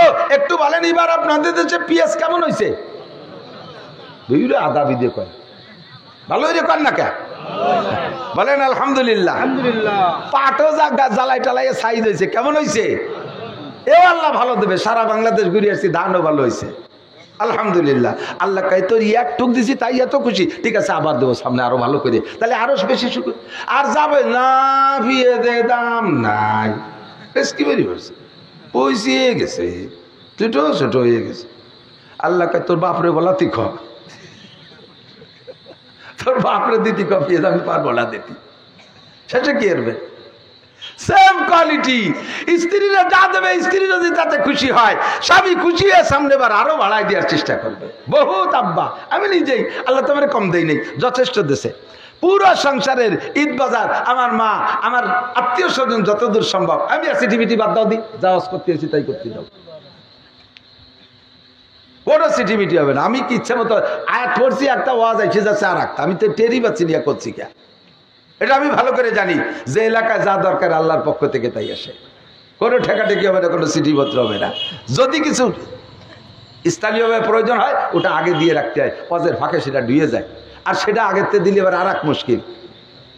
তবলিগি গেছিলাম আপনাদের বলমারির, এই কাটাগড়ি বাড়ি ছিল মজিবার দারোগা, ওই আজিজের চেয়ারম্যানের ভাই, চিনতেন নাকি অনেকে? আমার সাথে 8 বছর মোটরসাইকেল চালাইছে উনি, আমাকে জামাতের আমির। আমি এই বাড়ি আসার পরে আমার মোটরসাইকেলের ড্রাইভার, আমি প্রধান বক্তা, আর তবলিগি যাওয়ার পরে উনি আমির, আমি মামুর, কাকড়া লিখতে বানাই দিছে। তো তবলিগের থেকে শিখাই দিছে মুরব্বীরা, একটার মধ্যে একটা এসে যায়, ঢুকলি আবার লাইন নষ্ট হয়ে যায়। তারপরে একটু কয়ে যাই, খেয়াল করি, ভবিষ্যতের জন্য সতর্ক করে দিচ্ছি। তবলিগে যাইয়া যদি আপনার কোনো কিছু খাওয়ার চাহিদা থাকে, এটা কখনো উচ্চারণ করবেন না, বলবেন না, তা না বললে পাবো কোন জায়গা থেকে? আল্লাহর রাস্তায় গেছেন, আপনার অন্তরের ভিতরে চাহিদা, ইন্নাল্লাহ আলিমুম বিযাতিস সুদূর, আপনার মুখের কথা যেমন আল্লাহ জানে, আপনার অন্তরের কথা আল্লাহ জানে কি জানে না? আপনার অন্তরে কাঁঠাল খাইতে মনে চাচ্ছে, এটা আমির সাহেবকে বলবেন না, খেদমতের সাথীকেও বলবেন না, ওটা ভিতরে ভিতরে রাখবেন, চুপ করে থাকবেন, দেখবেন যে আচানক কাঁঠাল এসে গেছে। যদি বলিয়ে দেন তাহলে আর পাবেন না, যদি বলে দেন তা একেবারে বাস্তব। এই কথাটা আমার আগে তো জানা ছিল না, ওই দিনের পরের থেকে আমি শিখছি, এই জন্য চুপ করে থাকি। তারপরে বহু তবলিগ আমির সাহেবরা বললাম, আমির সাহেব সিজন তো শেষ হয়ে গেল, সিললেও শেষ করলাম, তা এই আম আমাদের এই অঞ্চলের মানুষ আম দিয়ে দুধ দিয়ে মাহাইয়ার ছেড়াই বেড়াই নিয়ে খাতি পারলি খুশি হয় না, মজা পায়। সে আম দুধ খাতি পারলাম না, তা আম তো আছে, আমাকে জামাতে আম আছে, একটু 2 সের দুধের ব্যবস্থা করেন। আমি সব কয় ঠিক আছে, এই খেদমতের সাথে আজকে দুধ আনবেন। ওই এলাকায় বিকেলি বাজারে দুধ ওঠে, 5-6টা বাজার গড়ছে, 100 টাকা দুধ পালো না। সেই আম শুধু আমি কালাম, পরে 2-3 দিন পরে মনে করছেন কাঁঠালও তো খাওয়ার দরকার, কাঁঠালও বাড়ি যেতে যেতে পাবো না রে, এসে চিন্তা হলো যে কইয়ে যেহেতু পালাম না, আর কবই না। মনে মনে রাইয়া মনে মনে দোয়া হতেছি, সন্ধ্যের সময় একজন 1 মন ওজনের এক কাঁঠাল নিয়েছে, 3 দিন খাই যেতে পারিনি। ওয়াজের ময়দানে আইসা যে বিষয়গুলো বলে দিতে বলবেন বক্তাকে ওই কথাগুলো আসবেই না। অস্ত ইচ্ছা মতো করা যায় না, আল্লাহর পক্ষ থেকে আসে। যেটা বলতে বলবেন ওই দুধ পাওয়ার মতো পাবেনই না, যত বড় বক্তা হোক 14 বাজার ঘুরিয়েও দুধ পাবেন না, ওই কথা বলতেই পারবে না, আসেই না, মেলেই না, কথা তো ধরি ঠুটা কোয়া যায় না। আর যদি ভিতরে রাখেন, চুপ করে থাকেন, স্থানীয় প্রয়োজন যে কথাগুলো আল্লাহ তাআলা বক্তার মুখ দিয়ে বের করে দেবে। ওয়াকাদা রাব্বুকা আল্লা তা'বুদু ইল্লা ইয়্যাহ, আল-আক, মনে আছে নাকি? যেই তিনজনের জন্য জান্নাত হারাম, তার ভিতরে 2 নম্বর হলো মা বাবার নাফরমান সন্তান। যদি অন্যায় করে থাকো, দূরত্ব সৃষ্টি করে থাকো যুবক, আজকে রাত্রে যাইয়া পাও ধরে মাপ চাইবা। দুনিয়ার কত জায়গা পাই ধরলা, কত জায়গা মাপ চাইলা, সে জায়গা তোমার ইজ্জত যায় না। জান বাঁচানো, পিঠ বাঁচানোর জন্য পাও ধরে সেরে আসো। আব্বা মার কাছে সাথে বেয়াদবি করেছো, এটা তোমার পরকাল ধ্বংস হয়ে যাবে, দুনিয়া ধ্বংস হয়ে যাবে। ওই জায়গা থেকে তুমি উঠে আসার জন্য আজই রাত্রে যে পাও ধরে মাপ চাবা, তুমি পাও ধরার সঙ্গে সঙ্গে দেখবা খেলা উল্টে গেছে। তুমি মাপ চাইবা, আবার হিংস্র ভাবে মাপ, পাও ধরে বুড়ো মাফ করে দিস, নাহলে কিন্তু ঠ্যাং সিরিয়াল দেওয়ারি। আচ্ছা আচ্ছা, তুমি পাও ধরবা কান্নাকাটির ভিতর দিয়া, তুমি পাও ধরার সঙ্গে সঙ্গে তুমি যতটুক কাঁদবা দেখবা তার চাইতে বেশি কাঁদবে আব্বা মা। লাফতে উঠে বলবে, বাবা বুকের মধ্যে আয়, তোর এই প্রশিক্ষণ কে দিল? আজ 10টা বছর আব্বা করে ডাক দিস না, 10টা বছর মা বলে ডাক দিস না, একটু কি কে তোরে বুঝাইলো? আজকে তুই আসলি, আয় শোনায়, বুকের সাথে জড়াই ধরে পিঠটা মালিশ করে কান্দে বুক ভাসাই দেবে। ওই কান্নাটা আর সে আজিমে চলে যাবে, তোমার এহকাল পরকাল ধন্য হইয়া যাবে। ঠিক কিনা? আল্লাহু আকবার। সকলের তরে সকলে মোরা, প্রত্যেকে মোরা পরের তরে, কেউ কেউ রে ছাড়া না, সবাই রে সাথে রাখতে হবে নিজের যে যোগ্যতা দিয়ে, জ্ঞান দিয়ে। ঠিক আছে ইনশাআল্লাহ? যদি আব্বা মার সাথে না ফরমানি করো, তাহলে তোমার জন্য জান্নাত হারাম। 3 নম্বরটা মনে রাখেন। 3 নম্বরটা হলো ওয়াদাইয়ুসুল্লাযী ইউকিররু ফি আলিল কুবুস, যেই 3 জনের জন্য জান্নাত হারাম, তার ভিতরে 3য় জনের নাম নবী পাক বলেছেন দাইয়ুস। একটু বলেন দাইয়ুস। দাইয়ুস কাকে বলে? আল্লাযী ইউকিররু ফি আহলিহিল কুবুস, যে তার পরিবারের সদস্যদের ভিতরে ইচ্ছাকৃতভাবে ক্ষমতা থাকতে, ক্ষমতা প্রয়োগ করে ওই অন্যায় থেকে না ঠেকাইয়া বরঞ্চ পরিবারের সদস্যদের ভিতরে বেপরদার পরিবেশ তৈরি করে। বহু যুবক আমার ভক্ত আছে, স্কুল কলেজ ইউনিভার্সিটিতে পড়েছে, এখন কর্মজীবনে যাইয়া আমাদের বয়ান শুনে মোটামুটি দিনদার ইমানদার পরহেজগার যুবক বিবাহ করেছে একটা দিনদার মাইয়া দেখা। ওই বাড়ি তার আব্বা মা নামাজও পড়ে, কিন্তু তাদের সহি বুঝ নেই। মা বাপ সেই পুরনি আদর্শে। খেয়াল করেন, আমি তো ছোটবেলায় দেখছি ছেলে কি বলে, ছেলে বিয়ে দিয়ে আনছে, আব্বা বাড়ি মুরব্বী, চশমা বাইতে বসে রয়েছে, পাগড়ি ফুগড়ি বান্ধা, টুপি আছে, চেয়ার বাইতে। বউ পালকি তৈরি আনছে, গাড়ি তৈরি আনছে, এই পালকিতে ঘরে আনা একটা ফাংশন ছিল না, পালকিতে ঘরে আনবে কিডা? জামাই রে ফাটাই দিছে, মেজো জামাই যাও, তোমার গায়ে শক্তি আছে, তুমি বউটারে কোলে রে ঘরে আনো। বউ নার সালের তারে প্রথম বোনই কোলে, জামাইয়ের কোলে উঠে দিছে। একজনের বউ আর একজনের কোলে ওরা, এটা হারাম না হালাল? হালাল না হারাম? এই অর্ডার করে আব্বাই। ওই ছেলে যদি আব্বা এটা কি করলেন, আমার বউ আবার দুলোভাইয়ের কোলে উঠবে কে? তুই আমার মাইয়ের কপাল বুড়ানোর জন্য সিদ্ধান্ত নিছিস। এই জামাই যদি মাইয়ে ওই বউরে কোলে ঘরে না আনতে পারে, জামাই ফেঁকা ধরে ফ্যাট ধরে চলে যাচ্ছে, থাকবো, আসবো না কোনোদিন, এভাবে অপমান করবেন তো দাঁত দিচ্ছেন কে? আইলিও লাঠি দিয়ে ফাঁসাই তুলে দুই বাড়ি দেখে, যা গোলামের বেটা গোলাম ছিলি যা, বদমাস লুচ্চ, তুই পারের বউ কোলে ওর ভিতরে এত নুস্কা। মুরব্বীরা এইগুলো করতো আগে, এখন অনেকটা পরিবর্তন হয়ে আসছে, তবে এখনো পর্যন্ত আছে। পরহেজগার ছেলে ভালো একটা বউ বিয়ে করে আনছে, তার জুনিয়র যে ভাইগুলো, সেই ভাইগুলোর সাথে বাবিরে দেখা দেয় না, দেখা দিতে না দিলে আব্বা মাও সেই ছোটগুলোর পক্ষ নেয়। এরা ছোট মোটো ছেলে পেলে, এরা একটু ভাবির সাথে দেওয়া হবে না। ছোটটার বয়স কত? ছোটটার বয়স 21 বছর। 21 বছর এটা কিছু বোঝে না। বিটার বোনে বাড়িও বাড়ি আদান প্রদানের জন্য ছোট ছেলেরা দায়িত্ব দিছে, তার বয়স 20 বছর। এটার দায়িত্ব দেন কে? আপনি যান, কর না আমি একটু তবলিগি যাচ্ছি। উনি তবলিগি যাচ্ছে আর ওনার দামলাটারে পাঠাইতেছে আর একটা গাই আনতি। বাংলা না করলে ওজন হয় না, কি কই কি সাবধান। আপনি দায়ুস, তবলিগি যান, 10 বার হজ করেন, উমরা করেন, আপনি আলেম হন, যাই হন না কেন, এই রকম আচরণ যদি আপনি করার সমর্থন করেন, আপনার নাম দায়ুস, আপনার জন্য জান্নাত হারাম। আমি বলি না, বিশ্বনবী বলেছেন, জান্নাতের মালিক যারা তারা করে দিয়েছে। আর বিশ্বনবী নিজের থেকে বলে নাই, আল্লাহ কইছে মা ইয়ান্তিকু আনিল হাওয়া ইন হুয়া ইল্লা ওয়াহয়ুহা, একথা আমি শিখাই দিছি তাই নবী কইছে। তাহলে সিদ্ধান্ত কার? এই সমস্ত উল্টোপাল্টা করবেন না। বিয়ে নতুন বউ বাড়ি আইলা দেওয়ার্গের সাথে বউরে বাবিরে যে ফুলের মালা যে গলা ফেসাই দিয়ে 1 প্লেটে দুধ ভাত খাতি দিছে। কত বড় শয়তানি! আর বুড়ো হেন্তির মুতুম পেছন মতো চাইছে দেয়। যার যার খাচ্ছে, একজনে আর একজনের মুইটু উঠে দিতে পারি, ওর মধ্যে একটা দুলোবাই নিয়ে খুশিয়ে দিয়েছে। মিজাজ খারাপ হয় আমার এগুলো শুনলি। এগুলো হারাম। এই দায়ুসের জন্য জান্নাত হারাম। আপনি তবলিগি যান, মায়েরারে বিশ্ববিদ্যালয়ে ছেড়ে দিয়েছেন, ওই জায়গা কি করে আব্বা আপনি নিরাপদ বসে আছেন, একটু খবর নেন না। বহু খবর জানি কইতে পারি না। আজব দরদস্তে আন্দার দিল अगर गुयम ज़बा सुज़ाद अगर दर्दल नेहादारम दिमागो उस्तखा सुज़ाद। আল্লাহ নবী বলেন লা তালিজু আলাল মুগিবাত ফাইন শাইতানা ইয়াজরি মিন আহাদিকুম মাজরাদ দাম কিলা মিনকা ইয়া রাসূলুল্লাহ ক্বালা আমিন্নি ওয়ালাকিন্নাল্লাহ আনানি আলাইহি ফাউসলামু। এ খেয়াল করেন ভাই, খেয়াল করেন, নবী পাক বলেন লা তালিজু আলাল মুগিবাত, কখনো কোন পুরুষ কোন নারীকে নিয়ে নির্জন হবে না, একমাত্র শুধুমাত্র কেবলমাত্র স্ত্রী ছাড়া অন্য কোন মহিলাকে নিয়ে নির্জন হবে না।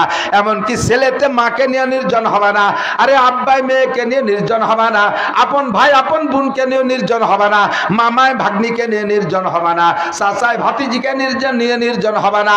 আরে যে জায়গা বিয়ে হারাম সে জায়গাও একজন আরেকজনকে নির্জন হবে না। ফাইন্না শাইতানা ইয়াজরি মিন আহাদিকুম মাজরাদ দাম, শয়তান তোমাদের শিরা উপশিরায় চলে, অ্যাক্সিডেন্ট ঘটায় দেবে, বিপদে ফেলায় দেবে, মুখে চুনকালি লাগাই দেবে, মানুষের সামনে মুখ দেখাইতে পারবা না। শয়তানরে চেনো না? সাহাবায়ে কিরাম বলে হুজুর শয়তান মানুষের শিরা উপশিরায় চলে, আপনার শিরা উপশিরায় কি চলে? হুজুর কয় ক্বালা মিন্নি, আমার শিরা উপশিরায় চলতে চায়, ওয়ালাকিন্নাল্লাহ আনানি আলাইহি ফাউসলামু, আল্লাহ পাক আমারে খাস ভাবে প্রাইভেট ভাবে পাহারা দেয়, এর জন্য আমার রক্তের সাথে শয়তান চলতে পারে না। আমি বাদে আর একজন মানুষের শয়তানের হাত থেকে রেহাই পাওয়া কঠিন। কোন আনন্দে, কোন সাহসে মসজিদে বসে জিকির করেন, ফিকির করেন, তাবলীগ করেন, আর যুবতী মাইয়া যুবতী বেটার বউ আর নিজের বউকে অর্ধ উলাঙ্গিনী করে বিভিন্ন সংস্থায় চাকরিতে দিয়ে নিরিবিলি বসে তসবিহ টিপতে তালে আছেন। আপনার তসবিহ বাদ দিয়ে ওইগুলোরে ঘরে উঠুন, নইলে আপনি দায়ুস, নোটক বা টুসকুত, কথা হবে না। ভালো করে বুঝে নেন, আপনি দায়ুস। কষ্ট হচ্ছে? বাজে কথা বলতেছি? সমাজে সমস্যা আছে না নাই? এগুলোই ওয়াজ। কে বলবে? সব চলে গেছে, গান গজল গাইয়ে গিয়ে মানুষটা মুগ্ধ করে থেঁটে চলে যায়, গোপন সমস্যাগুলো বলে না। আর না বলতে মানুষ এখন গায়ে নিয়ে দিয়েছে, সমাজ নষ্ট হয়ে গেছে, পচে গেছে। যুবকগুলোরে কন্ট্রোল করা বড় কঠিন। বাস যুবক ছেলে গাঁজা বিক্রি করে পয়সা এনে চাল ডাল কেড়ে আব্বা জানে, এই বাপরে বলা হয়েছে যে আপনার ছেলে গাঁজা এবার ব্যবসা করে, তো দেও, তোমরা টাকা দেও। ও না খাইলে আমি খাই কোহেন দিয়ে, যেভাবে একটু কামাই করে তোমাকে সোহে লাগছে, তাই না? উনি সে কাজা বেচাটা আইদে ভাত খাইয়া মসজিদে যে রব্বানা আতিনা ফিদ দুনিয়া হাসানা মুনাজাত করে, রব্বানা হাব লানা মিন আজওয়াজিনা ওয়া যুররিয়াতিনা কুররাতা আয়ুন ওয়াজআলনা লিল মুত্তাকিনা ইমামা। কি দোয়া করছে জানেন? আল্লাহ আমারে একজাক মুত্তাকিনদের ইমাম বানাও। আমার মুত্তাকিনরা নিয়মিত গাঁজা বেচে, উনি সেই মুত্তাকিনদের ইমাম হবে। ফাজিল কোথাকার, উল্টো পাল্টা চলে যায় জায়গা মতো, অনেক দূর সরে চলে আসছি, লজ্জা করবো, যাবো না কষ্ট হয়ে যাচ্ছে? আল্লাহ, প্রত্যেকে আসছি, মনে আছে কোন দিক? যার পিছনে যার পরিশ্রম বেশি তার প্রতি তার মায়া বেশি। মার পরিশ্রম সন্তানের প্রতি বেশি, এই জন্যে সন্তান মা পরিশ্রম বেশি বিদায় আব্বার চাইতে মা 99 গুণ বেশি ভালোবাসে সন্তানরে। আব্বার চাইতে মা 99 গুণ বেশি ভালোবাসে। আমরা তো আব্বা হয়েছি, এটা বোঝানো যাবে না। আর মায়ের চাইতে 100 গুণ মানুষকে ভালোবাসে আল্লাহ। জোরে কোন সুবহানাল্লাহ। 100 গুণ বেশি ভালোবাসে কে? আল্লাহ। কেন? আল্লাহ কয় কোনো কিছু বানাইতে আমি হাত দেই নেই, মানুষ বানাইছি হাত দিয়ে। কাজেই যদি হাতের পরিশ্রম, আমার তো পরিশ্রম হয় নাই, তারপরেও যদি পরিশ্রমের দিক দিয়ে বলো কোনো কিছু বানাইতে আমি হাত দেই নেই, আমি মানুষকে বানাইছি হাত দিয়া। তোমার মা পেটে রাখছে তাতে যদি এত দরদ হয়, আমি তোমার হাত দিয়ে বানাইছি, আমার দরদ কত বেশি।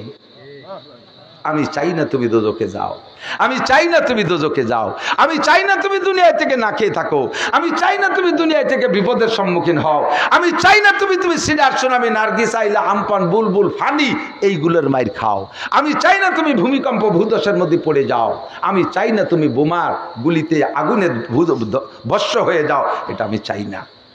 আমি চাই না তোমার ফসল নষ্ট করে দেব, আমি চাই না তোমার খেত খাবার নষ্ট করে দেব, আমি এটা চাই না। কিন্তু দেই কেন? এই দেই কেন কথাটাই এলো কোরআন শরীফের ভিতরে। আল্লাহ পাক বলেন,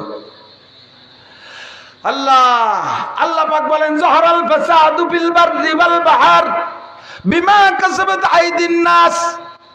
জলে এবং স্থলে, গত রাতে তাফসীর দেখছি, জল মানে পানির নিচে যত আছে, বাহার মানে সাগর। জহরাল ফাসাদু ফিল বাররি ওয়াল বাহর, বাহর মানে স্থল আর কি বলে বার মানে স্থল আর বাহর মানে সাগর। অর্থে বোঝা যায় যে জমিনের উপরে মাটির থেকে যে গজব আসে আর সাগরের থেকে যে গজব আসে, এই দুইটা মানুষের হাতের কর্মফল। এক জায়গা তাফসীরি বলে দুইটা বলে দুইটা জগৎ বুঝাইছে, মাটি সহ আসমান পর্যন্ত যত আযাব গজবের মধ্যে থেকে আসে। আর সাগর মানে পানি সংক্রান্ত, আপনার টিউবওয়েলের পানিও সাগরের ভিতরে পড়ছে। টিউবওয়েলের পানির ভিতরে যদি গজব দেন, আর্সেনিক, আয়রন, এগুলো কোথার গজব? পানির ভিতরে কেনই থাকবে। আর্সেনিকওয়ালা পানি খাইলে, আয়রনওয়ালা পানি খাইলে পেট খারাপ হয়, আমাশা হয়, দাস্ত হয়, বিভিন্ন রোগের রোগাক্রান্ত হয়। এগুলো সব সাগরের সাথে পানির সাথে সম্পৃক্ত। সংক্ষিপ্ত তর্জমা, জলে এবং স্থলে আকাশ পর্যন্ত যত আযাব আর গজব তোমাদের জন্য দেখতেছো, যত আযাব গজব বালা মুসিবত, আল্লাহ কাই এগুলো দেওয়ার জন্য আমি তোমাদের বানাই নাই, তোমাদের বানাইছি বড় মায়া করে, দয়া করে। আমি আল্লাহ নিজ হাত দিয়ে প্রত্যেকটা মানুষের মাথা বানাই, কন্যা সুবহানাল্লাহ, বডি বানাই ফেরেশতার মাধ্যম দিয়ে, আর গলার উপরে একটু আমি বানাই আমার কুদরতি হাত দিয়া। আমি যারা হাত দিয়ে বানাইছি তারে কষ্ট দেব, ক্ষতি করবে, এটা আমার উদ্দেশ্য না। কিন্তু এত কষ্ট কেন দেই? বিমা কাসাবাত আইদিন নাস, সবই তোমাদের হাতের কামাই, কর্মফল। কর্মফল। আকাম করো না, আমি জায়গায় আছি, কাম করো, আমার হুকুম মেনে চলো, আমি আল্লাহ কি ওয়াদা দেই শুনে দেখো। খেয়াল করতেছেন আপনারা? না খেয়াল করতেছে না, করতেছেন খেয়াল? আল্লাহ কয় শান্তি দেব, শান্তি যদি পাইতে চাও আমার কাছে আসো। ওয়ালাউ আন্না আহলাল কুরা আমানু ওয়াত্তাকাউ লাফাতাহনা আলাইহিম বারাকাতিম মিনাস সামাই ওয়াল আরদ। যদি তুমি ঈমানদার হও, আল্লাহকে বিশ্বাস করো, ওয়াত্তাকাউ, আর আমি আল্লাহকে ভয় করো, হাক্কা তুকাতিহি, যেমন ভয় করা দরকার। কেমন ভয় করা দরকার আল্লাহকে?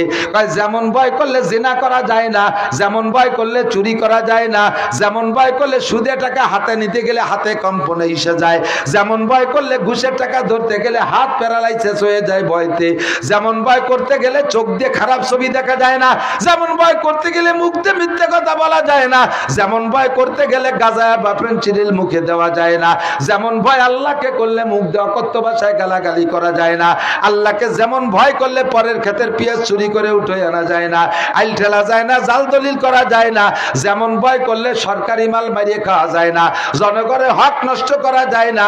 আল্লাহ কা এর নাম হলো হাক্কা তুকাতিহি।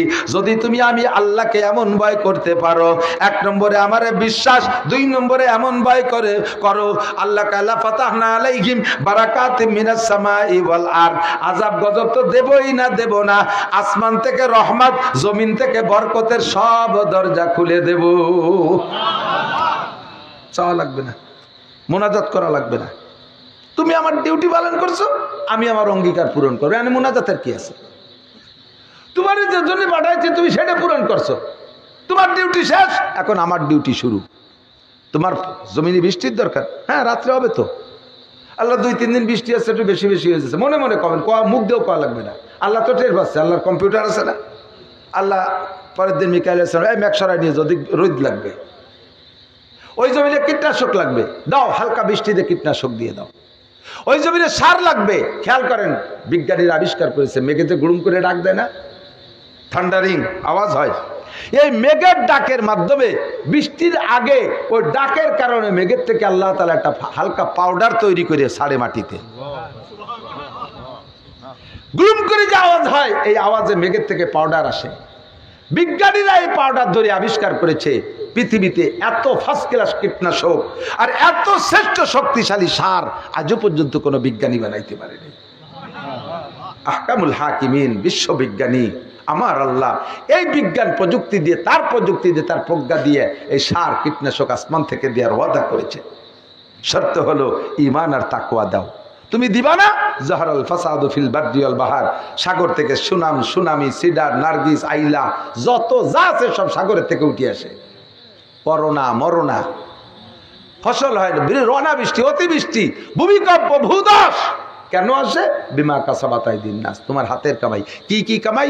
চারটে গজবের জন্য। এদিক তাকান, শুধু এ না, আর যত জায়গা অশান্তি বলতেই খোদার গজব। পারিবারিকভাবে স্ত্রীর সাথে বনে না, এটা একটা গজব, অশান্তি না? এটা আল্লাহর গজব। এটা কি আল্লাহর? ছেলে মেয়েতে বনে না, আল্লাহর গজব। ছেলেতে মা বাপরে আব্বা মা কয় না, এটা আল্লাহর গজব। সমাজে সম্মান পান না, এটা আল্লাহর গজব।